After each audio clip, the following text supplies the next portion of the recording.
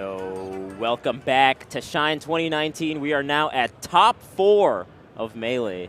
And guess who's sitting in Winners Finals? S2J. S2J in Winners Finals of Shine? Woo. Against Hungrybox. Against Hungrybox. That's a tough opponent for him, man.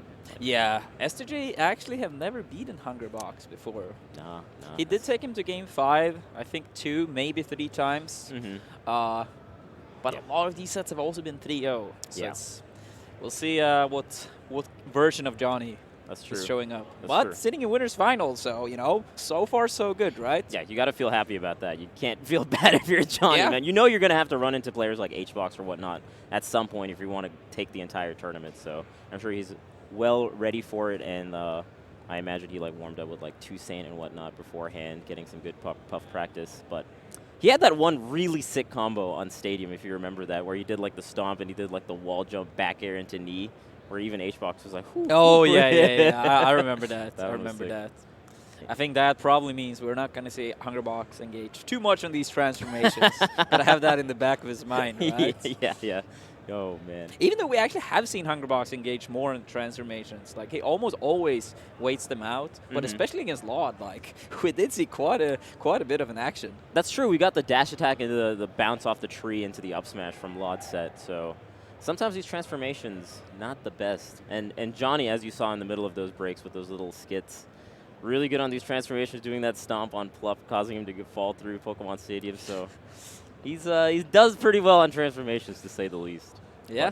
Got an uphill battle. I mean, Puff Falcon can be a difficult matchup. I think Wizrobe does it probably the best of all the Falcons, because I think he's just very patient and he picks his positions extremely well. He's very good at understanding that, when Puff is on the ground and crouching, you don't want to contest that with grab. You don't want to contest that with anything, because you're going to get rested or whatnot. Yeah, Wizrobe is really good, using Falcon's superior speed and using that top platform, making Hungrybox, at times contest it, and then he gets off the platform and he has Hungrybox above him, which is where Falcon, shines in the matchup. Right. The upper is such a good tool. It really is, man. If you can keep that distance away, because Falcon out of dash can cover so much options. If he's over here and Puff is over here, out of his dash, if he does his up air or whatnot at the different angles between short hop, between falling down on it, you can cover so much space of the area. So on Hungrybox's end, he has to stay even further back. So it's about keeping that golden positioning to where you can punish any sort of back air or aerial that Hbox does. Yeah. With the up air, like you're saying. Also, going into this set, I really feel like watching Hungrybox and S2J in the past, I feel like one of the most crucial pieces for S2J will be when he leaves the ground, Hungrybox will shield a lot. He has to occasionally at least go for the Tomahawk Grab. Right. Because if he never goes for the Tomahawk Grab, Hungrybox have no reason to really be afraid. Hungrybox on reaction when he noticed that Falcon leaves the ground tends to take up his shield a lot. We have seen Wizrobe starting to throw out a little bit more Tomahawk Grabs. Yeah. And I think that's one of the key things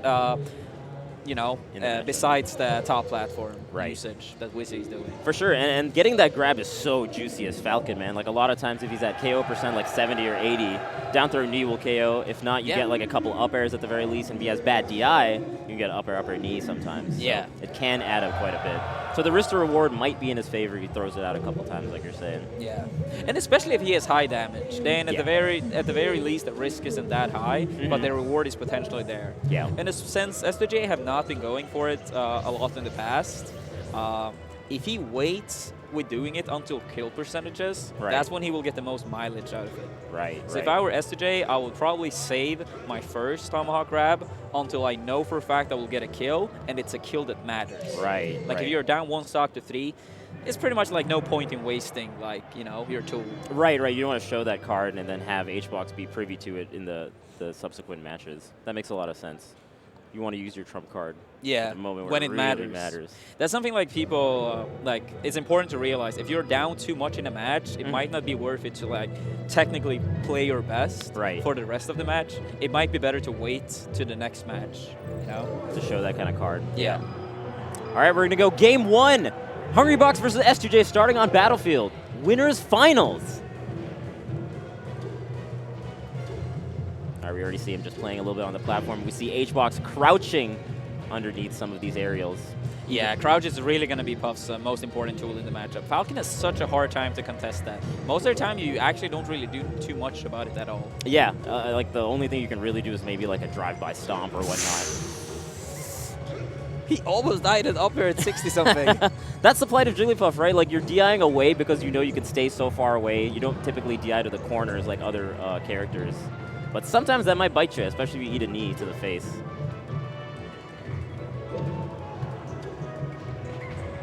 Yeah, Hungrybox, a lot of Hungrybox's Tomahawk grabs, he's actually going to have his back against you and then turn around at the very last second as he comes, like after he has landed. Right. It's something to keep in mind. That's most of his Tomahawks when he's back against you. Right. Probably because that's when you least expect it, right? Because he has to turn around. That makes a lot of sense. Oh, okay, this light forward air, a really strong option from Hbox that we see in a lot of matchups, man. It just takes up so much space off stage, and if he clips you with the light one, most likely he can continue it, especially with recovery like Falcon has. See, the shield. He sees S2J's leaving the ground, takes up the shield, but Johnny, he gets the stock. Yeah. Also, in this matchup with being above the platforms, earlier we talked about Foxes getting knocked over around 17 from up air. Falcon being heavier, he does not get knocked over until quite a bit later. That's a good point. Yeah, and also like the combo game a little bit from Falcon, since you sometimes don't get really strong combos if like you get like a back air or whatnot. Typically what you'll see Falcon do is do an aerial in place, anticipating that Hbox will be coming in, and you get like a favorable trade, or you just clip them outright. Seeing them throwing out hitboxes, kind of, you know, feeling the pace of the match. A little bit late. I'd like to see Johnny throw out, a little bit more up airs when Hungrybox is coming from above. Yeah. Ooh, that was a scary neutral air because he got on the other side of him and was able to get punished there. Yeah, Hungrybox going with a fair, trying to clip Johnny going to the ledge, but he jumps above. Right. Okay, just playing on the platform, really trying to pick his position. If you had gotten a turnaround up tilt or whatnot, that could have been really scary. Oh, that was so close. Yeah, Hungrybox opting for the down DI there. You know, getting hit by the stage and then almost making it back. Right, yeah. That crouch almost saved his life. Yeah, the shields. That time he managed to squeeze in a stomp. Good tech there, but man, once you get Falcon off stage, really not much you can do, especially when he's lower down like that. There's really no mix-up options that he has. Sometimes you can do like the reverse up B on Battlefield where you try to go the other way and grab the ledge, but still can be covered. Nice. I like the patience. He's seeing the crouch coming and he's not biting with the grab. Like, that's what Hbox wants. Yeah, and he's so good at using that as well. Many times at the very... Ooh, getting with the up air. Yeah, in those scenarios when up air rest connects, that's the most dangerous positions to jump. Hungrybox loves to chark out your jumps in disadvantage when that up air to rest will connect. Most of the time, it's not worth the risk. Stay more grounded. Yeah. Only jump if you know that for a fact you can't get up air.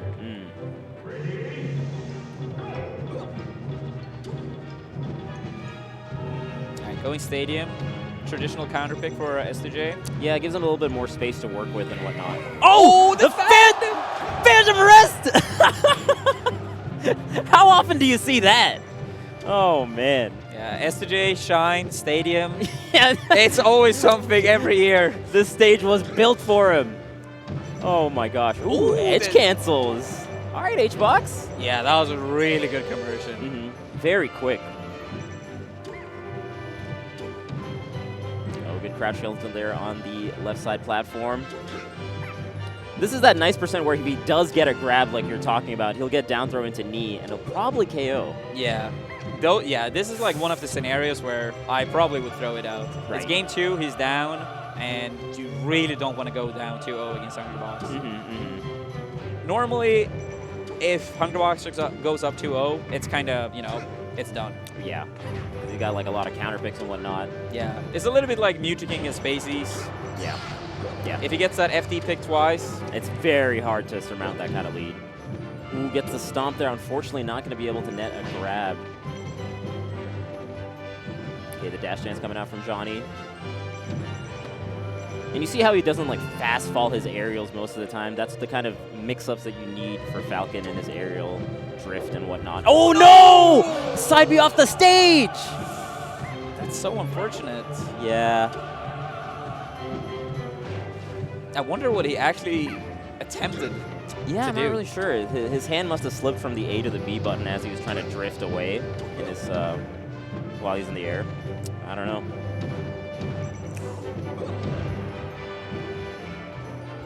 Also trying to do those tech chase grabs is one of another situations where you can get a grab on Puff. Yeah, you just got to make sure to be very, very on point with him. And yeah, that's the shield again. Every time. Not able to get neutral air to knee. Hbox is really making him work for it. Oh, good DI away on that light knee. Yeah, I think Hungrybox was trying to wave dash away, and I think that actually was what saved him, because I think that would have been a strong hit otherwise. But 2 stocks apiece now, 90%. Come back with 1 combo. No drift back, actually. A little bit tricky on the recovery. Ooh, this is huge. Oh, I think he should have gone for the knee. I agree. That 2 up airs going for a 3rd up air into knee is a little greedy. Yeah. I think he could have probably gotten the KO with the knee right there. Up air is safer, though. If he does DI away, sometimes you can catch that where a knee doesn't work. Oh, man. All right, we got the transformation. Uh-oh. Yeah, for S2J, it's... Don't challenge it. Falcon actually does not really have anything valuable in this situation. Yeah. Like, in this scenario, like, if you outplay each other equally many times... Oh! All right. No, Johnny, no! You got so...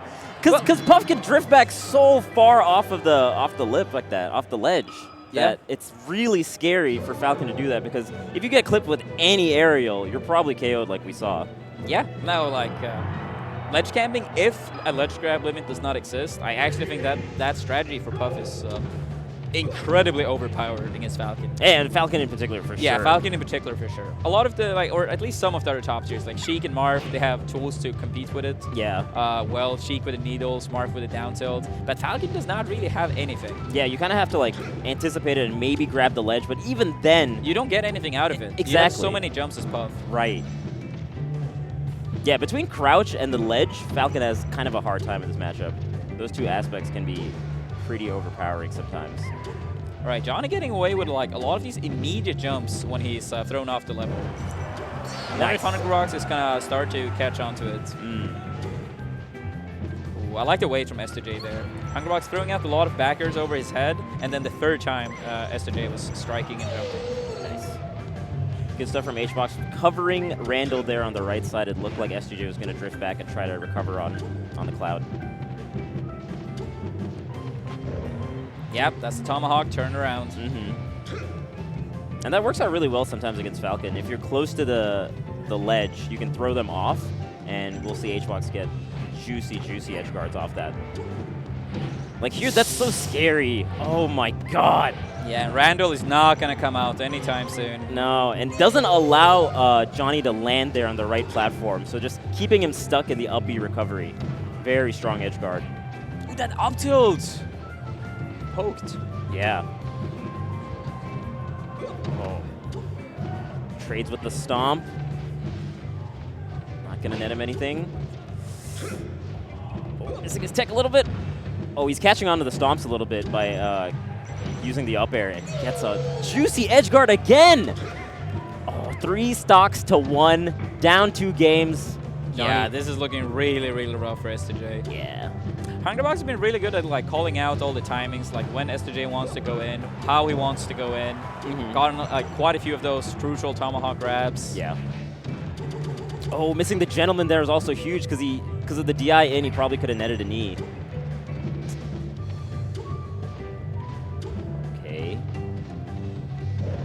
Hbox is making it so hard to hit him between his aerial drifts and how he's spacing his aerials.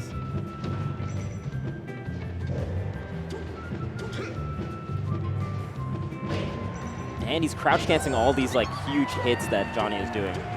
But Johnny ends up taking that 2nd stock from Hbox. Yeah, making sure with all those techs to have a higher survivability, and yeah. That's going to seal the deal. That'll do it, man. The edge guarding from Hbox. That was a rough set for S2J. Hungrybox looking very, very comfortable in that set. And he is now in grand finals here of Shine 2019. S2J, another shot, though, will drop down to loser's bracket. Yeah, going to fight the winner of ChewDat and IBDW. Oh, that's cool. IBDW and S2J have like a little rivalry going on in the last few sets that they've played. Kind of interesting to see who will come out on top. If IBDW can beat ChewDat, that is. Yeah. Yeah, because ChewDat has been on a tear this tournament, Yeah, too. he has. Yeah. But he went to loser bracket by IBDW. That's but it was right. a pretty close game 5. It was very close. Very, very close. Yeah, that dropped wobble and whatnot. Yeah, so see how this one goes. Man, that, like we were saying, it's either going to go to game 5 or it's going to be a 3-0 from Hbox's end. And today we saw the 3-0 from Hbox's end.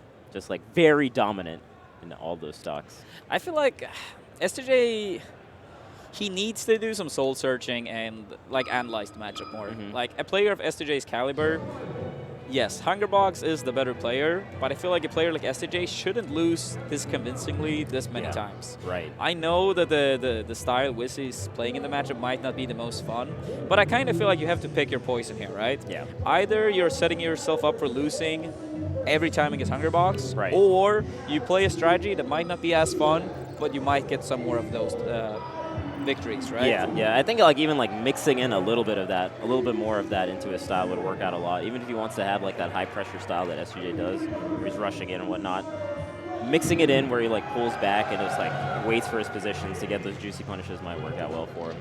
But yeah, like you're saying, probably going to need to analyze that set and analyze just the Puff matchup in general. Yeah. Actually, I think that applies to a lot of top players against Puff specifically, because I feel like a lot of characters in Melee, if you know how to fight one character, a lot of the things might translate well over to a different matchup. Yeah. But the Puff matchup is honestly unique to the point where a lot of the things actually do not translate whatsoever. Yeah.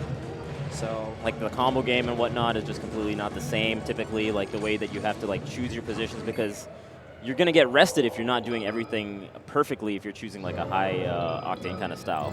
So if you like pull it back a little bit and reduce the risk for your style against Jigglypuff, that tends to work out a lot better. Just like